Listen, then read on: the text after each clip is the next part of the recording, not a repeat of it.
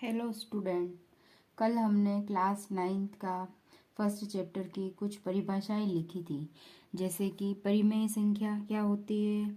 ऐसी संख्या जिसे हम p/q के रूप में लिख सकते हैं वो परिमेय संख्या होती है, और जहाँ q का मान 0 नहीं होना चाहिए। उसी प्रकार हमने अपरिमेय संख्या के बारे में जाना। अपरिमेय संख्या क्या होती है? ऐसी संख्या जिसे हम p/q के रूप में नहीं लिख सकते वह अपरिमेय संख्या होती है। और सम संख्या के बारे में भी जाना था। सम संख्या वो होती है जिसमें 2 का भाग पूरी बार जाता है, उसे सम संख्या कहते हैं। तथा विषम संख्या जिसमें 2 का भाग पूरी बार नहीं जाता है और शेष फल के रूप में 1 प्राप्त होता है, वो होती है विषम संख्या। और फिर हमने जाना था भाज्य संख्या। भाज्य संख्या वो होती है जिसमें 1 और स्वयं के अलावा अन्य संख्याओं का भी भाग जाता है, वो होती है भाज्य संख्या। इसी प्रकार अभाज्य संख्या। अभाज्य संख्या क्या होती है? जिसमें ऐसी संख्या जिसमें 1 और स्वयं के अलावा किन्हीं अन्य संख्याओं का भाग नहीं जाता है, वो होती है अभाज्य संख्या है। इसी के आगे आज हम जानेंगे वास्तविक संख्या। वास्तविक संख्या क्या होती है? ऐसी संख्या जो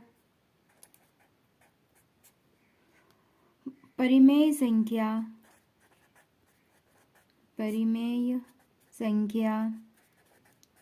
तथा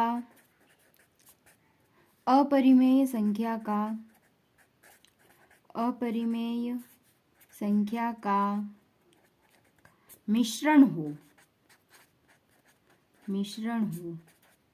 अर्थात वास्तविक संख्या में परिमेय संख्या तथा अपरिमेय संख्या दोनों प्रकार की संख्याओं को शामिल किया जाता है। जैसे कि एग्जाम्पल के लिए हम समझते हैं, जैसे कि मैंने 3 लिया, √3 लिया, √5 लिया, 5 लिया, ये सभी वास्तविक संख्या है, क्योंकि 3 तो परिमेय संख्या है और √3 अपरिमेय संख्या है।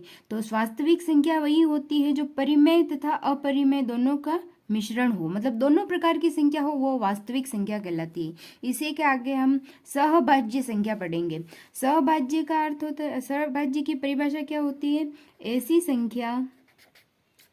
दो संख्या जिनका HCF 1 हो उसे सहभाज्य संख्या कहते हैं। सहभाज्य संख्या कहते हैं। मतलब उसका महत्तम समापवर्ती हमेशा 1 होगा। 2 संख्याएं जिनका महत्तम समापवर्ती 1 हो वो सहभाज्य संख्या कहलाती है। जैसे कि उदाहरण के लिए हम समझते हैं, जैसे कि मैंने लिया 5 और 7, इन दोनों के गुणनखंड किए, 5 में सिर्फ 5 का ही भाग जाएगा और 7 में भी सिर्फ 7 का ही जाएगा। अब इन दोनों में सेम क्या मिल रहा है? इनका HCF हो गया 1। तो यह कौन सी संख्या हो गई? सहभाज्य संख्या। इसी प्रकार दूसरा उदाहरण लेते हैं, जैसे कि मैंने ले लिया 25 और 16। अब 25 का गुणनखंड करेंगे तो आएगा 5 का जाएगा 5 बार, 5 का जाएगा 1 बार। फिर 16 का करेंगे है ऐसे ही, 2 का जाएगा 8, 2 का जाएगा 4, 2 का जाएगा 2, 2 का जाएगा 1। अब इन संख्याओं में सेम चीज क्या मिल रही है? अब इसमें दोनों 5 है, इसमें कोई भी 5 नहीं है, मतलब दोनों में सेम कुछ नहीं मिल रहा है, तो इनका HCF हो गया 1। तो ये दोनों आपस में सहभाज्य संख्या है। इस प्रकार हमने संख्या पद्धति की सारी परिभाषाएं देख ली। अब हम प्रश्नावली 1.1 का अध्ययन करेंगे। जो फर्स्ट सवाल ये है, फर्स्ट सवाल है, इसका पहला सवाल है, क्या 0 एक परिमेय संख्या है? क्या हम इसे p/q के रूप में लिख सकते हैं क्या? तो अब अपन इसका हल करेंगे। हल करने से पहले हमें सारी परिभाषाओं के बारे में जानकारी होनी चाहिए। जैसे कि परिमेय संख्या क्या होती है? ऐसी संख्या जिसे हम p/q के रूप में लिख सकते हैं वो परिमेय संख्या होती है। जैसे कि अब 0 है, 0 के बटे में मैं 1 लिख सकती हूँ, 0 के बटे में 2 लिख सकती हूँ, कुछ भी लिखो तो भी इसका आंसर 0 ही आएगा। तो यह एक परिमेय संख्या है। समझ में आया? मतलब कुल मिला के ये है कि जिसको हम जीरो के फॉर्म में जीरो को बटे के रूप में लिख सकते हैं, तो वो कौन सी हो गई? अपरिमेय संख्या। ठीक है, पहला क्वेश्चन अच्छे से समझ में आ गया। आप दूसरे क्वेश्चन के बारे में पढ़ेंगे। दूसरा क्वेश्चन क्या है? 3 और 4 के बीच 6 परिमेय संख्या ज्ञात करनी है। अपने को क्या करनी है? 6 परिमेय संख्या। अब अपने को दे रखा है 3 और 4 दे रखा है, तो कितनी ज्ञात करनी है? 6 में प्लस 1 करेंगे तो कितना हुआ? 7।